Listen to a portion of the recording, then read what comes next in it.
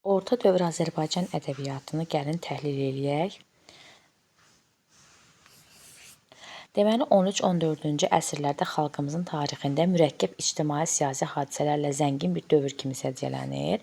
Dövrün mühüm hadisələri nələr idi? Müharibələr, yadelli işğalçıların dağıdıcı hücumları, hakimiyyət başındakı sülalələrin bir-birini əvəz etməsi. Bu ziddiyyətlərə baxmayaraq ədəbiyyatımız və mədəniyyətimiz möhkəm təməl əsasında inkişaf edir, yeni keyfiyyət qazanır. Bu dövrdə sufizm ictimai bədii fikirdə mühüm rol oynamağa başlayır. Siz qeyd eləyərsiniz ki, bilirsiniz ki, təkrardayıq. Yəni qeydlərimizi yenə də götürək. Ortadan yazın ki, orta dövr Azərbaycan ədəbiyyatı bu dövrdə sufizm ictimai bədii fikirdə mühüm rol oynamağa başlayır. Bax, bunu qeyd eləyin. Bu dövrdə ədəbiyyat cəmiyyəti saflaşdırmağı, kamil insan formalaşdırmağı problemi kimi diqqət mərkəzində saxlayır. Bax, bunu da qeyd eləyərsiniz dəftərinizə. İlahi eşq və ilahi gözəlliyin tərənnüm edən fəlsəfi irfani şeirlərdə baxaq görək nələr öz əksini tapır. Sevgili gözəl Allahın məzmunu daşıyır. Aşiqin eşqi ilahi eşqdir.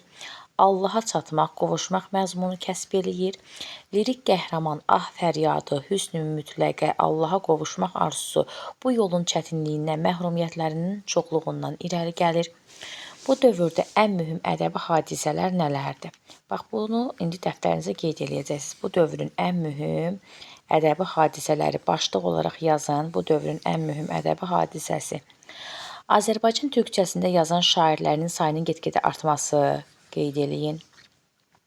Ərəb-fars dilində yazıb yaratmaq ənənəsi. Anadilli ədəbiyyatın təşəkkül tarixi 13-cü əsrə təsadüf eləyir, qeyd eləyin. Anadilli ədəbiyyatımızın ilk lirik nümunələri Şeyx İzzəddin Həsənoğlu, Şeyx Səfiyyəddin Ərdəbili kimi lirik şairlərin qəzəlləri, epik nümunələr müəllifi bəlli olmayan Dastan Əhməd Hərami, Qul Əlinin Qissə Yusif poemalarıdır. Bunu qeyd eləyin dəftərinizə. Sonra ortadan yazın ki, anadilli poeziyada dünyəvilik, dərin ictimai fikir, sufi mistik ideya və obrazlar İzzəddin Həsənoğlunun Apardı könlümü qəzəli. İrfani fəlsəfi düşüncələr isə Şeyx Səfiyyəddin Ərdəbilinin əsərlərində öz əksini tapır. Baba, qeyd eləyin. Məhəbbət lirikasının dəyərli nümunələrində Zülfiqar Şirvaninin farsça divanı dünyəvi məhəbbətin, real gözəlin tərənnümünə üstünlük verilir. Qeydiyyata aparanda həmişə videonu belə ortada saxlayın, yazın, sonra davamından baxın. Həmin yüzilliklərin bir sıra bədii əsərlərində dövrün ruhu, həyat həqiqətlərini ifadə edilirdi. 15-16-cı əsrlərdə müstəqil Qaraqoyunlu, Ağqoyunlu və Səfəvi dövlətlərinin yaranması, hökmdarların ana dilinə qayğısı, ana dilində yaranan ədəbiyyatın əvvəlki dövrlərə nisbətən daha güclü mövqe tutmasına səbəb oldu. Nəticədə farsça yazmaq ənənəsi zəiflədi. Demir ha, tamamilə ləğv olundu. Deyil, sadəcə zəiflədi. Birdən testdə yazar ki, farsça yazmaq ənənəsi tamamilə ləğv olundu, daha yazılmadı, yəni farsça əsərlər, yəni o yanlış olar. Mövzu və obraz baxımından inkişaf edən ana dilli poeziyanın nümayəndələri. Baxın, bunu qeyd eləyin dəftərinizə. Mövzu və obraz baxımından inkişaf edən ana dilli, altdan xətt çəkin, poeziyanın nümayəndələri Cahanşah Həqiqi, Nemətullah Kişvəri və Həbibi fərdi, poetik üslub nümayiş etdirirdilər. Sonra qeyd edin ki, insanın mənəvi azadlığının müdafiəsi, dünyanın gözəllik və nemətlərindən bəhrələnməyə çağırış motivləri də bu dövrün şeirində özünü qabarıq göstərir. Bura kimi qeyd eləyin və bu qeyd elədiklərinizin hər birini də hər dərs təkrar eləyin. Ortadan yazın Şeyx İzzəddin Həsənoğlu. Şeyx İzzəddin Həsənoğlu. Deməli, ana dilli şeirimizin tarixində ilk iz qoymuş sənətkarlardandır. Yazın bunu. O mənbələrdə zəmanəsinin nüfuzlu, şöhrəti geniş yayılmış, saf mənəviyyatlı şəxsiyyət kimi təqdim edilir. Azərbaycan dilində qələmə alınmış divanın Azərbaycan və Rumda məşhur olması göstərilir. Bax, bir də bunu dəftərinizə yazın. Onun divanının Azərbaycan və Rumda məşhur olması göstərilir. Sonra bunu qeyd eləyin. Həsənoğlunun bizə gəlib çatan irsi 3 dənə doğma türkçəmizdə, biri fars dilində yazılmış 4 qəzəldən ibarətdir. Sonra bunu qeyd eləyin. Ana dilində yazdığı Apardı könlümü qəzəli məhəbbət mövzusundadır. İlahi məhəbbəti vəsf edən bu qəzəldə şair insanları iki qrupa, sadiqlərə və sadiq olmayanlara bölür. Bax, bunların hamısını qeyd eləyin dəftərə. Təkcə qeyd eləməklə qalmayın, həm də öyrənin. Həsənoğlu qəzəlində sadiq olmayanların ikiyüzlüyünü, riyakarlığını tənqid eləyir. Həyatda düzlüyə, saf nəcib olmağa səsləyir. Qeyd eləyərsiniz. Əsərdə lirik qəhrəmanın sevgilisinə bəslədiyi saf məhəbbət hissləri, onun gözəlliyinə heyranlığı yüksək sənətkarlıqla əks etdirilmişdir. Apardı könlümü bir xoş qəmərüz cənfazə dilbər. Nə dilbər? Dilbəri şahid. Nə şahid? Şahidi sərvər. Könlümü xoş ay üzlü ürək açan bir dilbər. Sevgili deyir apardı. Deyir bu necə sevgili idi? Gözəl olan sevgili. Necə gözəl idi? Gözəllərin başçısı idi. 13-cü yüzilliyin ana dilində olan epik poeziya örnəklərində, bax bunu qeyd eləyin, 13-cü yüzilliyin ana dilində olan epik poeziya örnəklərində birinci Dastan Əhməd Hərami, sonra Qul Əlinin Qissə Yusif poemalarıdır. Yazın bunu. Sonra bu əsərlərin ortaq cəhətləri nələrdir, baxaq görək. Xeyirlə şərin mübarizəsi, yazın. İslam dininin yüksək humanist dəyərləri, ədalətlə insansevərliyə, insaf və etikada dəvət motivləri mühüm yer tutur. Rəzillik, zalımlıq, kin-küdurət, insana yaraşmayan mənfi sifətlər tənqid olunur. Ana dilində poema janrında məsnəvi şəklində yazılıbdır. İndi ortadan yazın. Dastan Əhməd Hərami poeması. İndi yazın. Ana dilində yazılmış ilk epik nəzm əsəri olan bu poemanın müəllifi məlum deyildir. Bax, ana dilində yazılmış ilk epik nəzm əsəri olan bu poemanın müəllifi məlum deyildir. Bəzi testlərdə nəsr yazırlar. Uşaqlar da deyir ki, hə, poema adda yəqin ki, nəsrdir. Yox, elə deyil. Nəzm əsəri olan bu poemanın müəllifi məlum deyildir. Qeyd edin ki, 6 dənə məclisdən ibarətdir. Əsərdə oğurluq, quldurluq ad çıxarmış Əhməd Hərami şəri pisliyi təmsil eləyir, qeyd eləyin. Sonra Bağdad Sultanının qızı Güləndam isə xeyrin, haqq ədalətin, saflığın təmsilçisi kimi təqdim olunur.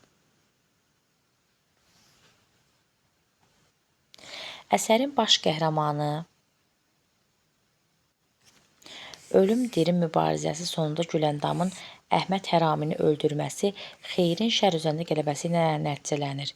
Eləcə siz yazarsınız ki, bu əsərdə xeyrin şər üzərində, yəni əvvəli qeyd eləyini söhbət yoxdur.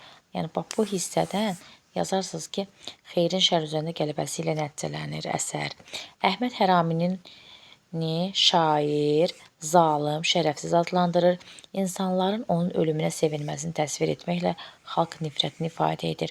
Əsərdə xalq şeir dilinə xas olan ifadələr, bədii təsvir və ifadə vasitələri klassik poeziya ənənələrinə uyğunlaşdırılmışdır.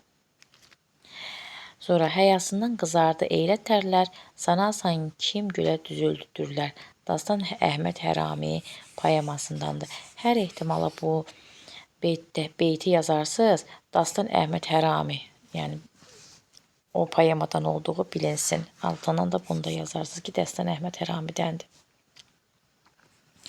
Sonra ortadan yazın ki,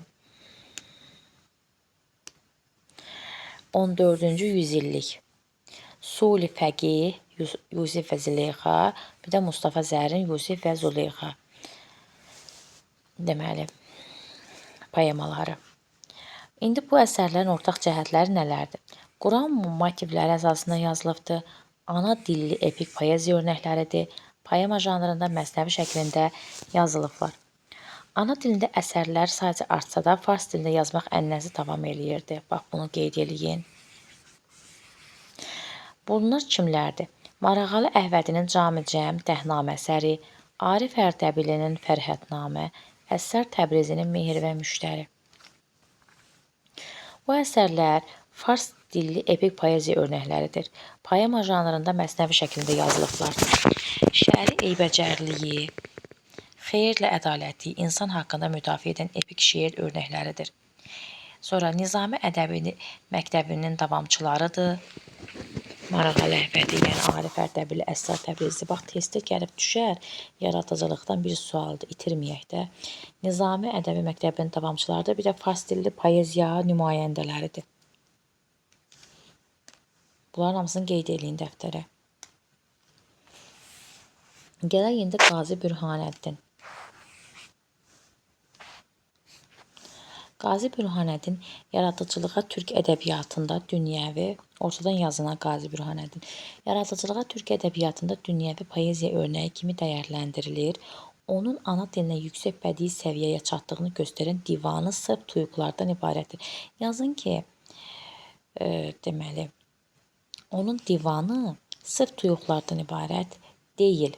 Daha doğrusu sırf tuyuqlardan ibarət deyil. Qazi Bürhanəddin bilirsiniz də Azərbaycan ədəbiyyatına tuyuq janrını gətiribdir. Sırf türk şeir janrında olan tuyuqlardan geniş istifadə etməsi, ictimai və siyasi həyatı əks etdirməyə güclü meyilli bu dövrdə 14-cü yüzillikdə ədəbiyyatda gedən yeniləşmə prosesinin göstəricisi idi. Yaradıcılığında qəhrəmanlıq, mənəvi dəyərləri əks etdirən tuyuqlar da mühüm yer tutur. Tuyuqlarda sənətkarın dünya görüşü, həyat hadisələrinə, mənəvi problemlərə münasibəti geniş əksini tapıbdır. Lirik qəhrəman ölümdən qorxmayan, haqq iş yolunda baş qoymağa hazır olan bir igiddir. Mərdlik, mübarizlik, cəsarət, düşmən qarşısında əyilməzlik həmin qəhrəmanın səciyyələndirən başlıca cəhətlərdir. Özünü deyir, əş-şeyx bilən sərdar olur. Ənhələk dəvi qılan bərdar olur. Ər oldur həq yoluna baş oynayana, döşəkdə ölən yigit murdar olur. Ədəbiyyatda bu proseslər humanist ideyaların bədii əksi İmadəddin Nəsimin yaradıcılığında da fəlsəfi şeirin parlaq örnəklərinin yaranması ilə nəticələndi. Bir növ yazarsınız ki, elə bir Qazi Bürhanəddin elə bir yada düşəndə, xatırlananda tuyuq ağla gəlir. Ortadan yazın Həbibi 15-16-cı əsrdə yazıb yaratmışdı. Qeyd eləyin. Ana dilində yazdığı qəzəl, qəsdə, müsəddəs janrlarında yazıbdı, yazın. İnsanın mənəvi azadlığı daxili aləminin, təbiətin gözəlliyini əlvan poetik vasitələrlə əks etdiribdir. Şair insana zidd olan hər şeyi rədd edir, onu ilahi gözəlliyin yerdə təcəllisi kimi yanaşırdı. Həbibi lirik şeirlərində aşiqin qəlbinin hərarətini, səmimiliyin fədakarlığını, gözəl pərəstişini böyük sənətkarlıqla ifadə etməyə nail olmuşdu. Gər sənin üçün qılmayam çak, ey büyütü nazik bədən, görüm olsun qəba əynimdə pirahan kəfən. Baba, bu misranı qeyd eləyərsiniz. Gələr, məsəl üçün, yaradıcılıqda normalda sınaq imtahanlarınızda da salırlar, ən çox deyək də. Kimə aid olduğunu bilərsiniz ki, Həbibiyə aiddir. Füzuli Həbibi sənətini yüksək dəyərləndirmişdir. Bax, bunu qeyd eləyərsiniz ki, Füzuli Həbibi sənətini yüksək dəyərləndirmişdir. Qeyd eləyin. İndi ortadan yazın Dirilə Qurbani. Aşıqların babası hesab olunur, yazın. Aşıqların babası hesab olunur. Aşıq şeir janrlarından qoşma və gəraylı yazıb, yazın bunları. Özəl təravəti və səmimiliyi ilə seçilən, real həyat hadisənin təsiri ilə yaranan qoşma və gəraylılarında insan təbiət gözəllikləri sənətkarlıqla tərənnüm edilmişdir. Sonra qeyd edin dəftərinizə. Sənətkarın bənövşə qoşmasında təbiətin gözəlliyindən vəcdə gələn insanın səmimi duyğuları əks etdirilmişdir. Özünü haqq aşığı adlandıran, bunu qeyd edin dəftərinizə. Özünü haqq aşığı adlandırılan Qurbani ictimai məzmunlu qoşmalarında haqsızlığa, zülmə, ədalətsizliyə qarşı etiraz səsini ucaltmışdır. Özünü mürşid saydığı Şah İsmayıl Xətaiyə müraciətlə yazdığı qoşmada aşıq dərd əlindən fəryada gəldiyini söyləyir. Bax, bunu qeyd edin. Özünü mürşid saydığı, yazın. Şah İsmayıl Xətaiyə müraciətlə yazdığı qoşmada aşıq dərd əlindən fəryada gəldiyini söyləyir. Qurbani insanı mərd, igid, düşünüb danışan, söz başa düşən, dərd bilən görmək istəyir. Mərd odur ki, işin tuta mərd ilə, ər istəsən, keç namərddən ər dilən, rəmz anlayan, söz düşünən, dərd bilən, aləmlərlə şöhrətlənir, bəllənir. Baba, bu bəndi yazın, hər ehtimala sınaqda gəlib düşər. Sınaqda da kimə aid olduğunu soruşar. Bu da Dirili Qurbaniyə aiddir. Orta dövr Azərbaycan ədəbiyyat tarixinin zirvəsini İmadəddin Nəsimi, Şah İsmayıl Xətai, Məhəmməd Füzuli yaradıcılığı təşkil edir. Bax, bunu da dəftərinizə qeyd eləyərsiniz.